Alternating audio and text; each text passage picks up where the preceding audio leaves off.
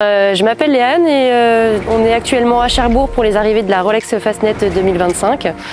Pour ma part, je m'occupe des arrivées avec nos équipes. Donc il s'agit d'accueillir les bateaux depuis la ligne d'arrivée jusqu'à leur place de port. Donc ici, notre équipe se change.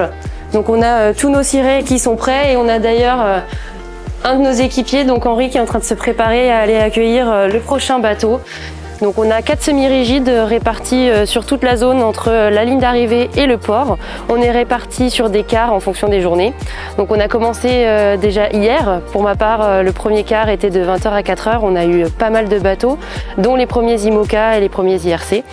Ici, vous vous trouvez dans la vigie du port de plaisance qui va nous permettre de coordonner les équipes qui vont travailler à l'arrivée des bateaux. Tout le jeu ici avec encore une fois les collègues à la fois de Ports-Chantraine, la Ligue de Voile, les volontaires et l'organisateur, ça va être avec nos outils. On a des outils de placement de port, on voit en temps réel où sont les bateaux dans le port. Ça va être à la fois d'assurer le bon accueil des bateaux, mais aussi d'organiser une mise en visibilité des concurrents, parce qu'on fait ça pour le public, on fait ça pour avoir des belles images, pour partager cette passion de la voile, et donc on va être tout au long de la semaine amené à placer les bateaux au fur et à mesure qu'ils arrivent. Ouais, donc effectivement, il y a eu plus de 450 bateaux au départ à Cowes. C'est un peu du Tetris en permanence, et de l'adaptation au fur et à mesure des arrivées, pour pouvoir accueillir l'ensemble de la flotte ici à Cherbourg-en-Cotentin.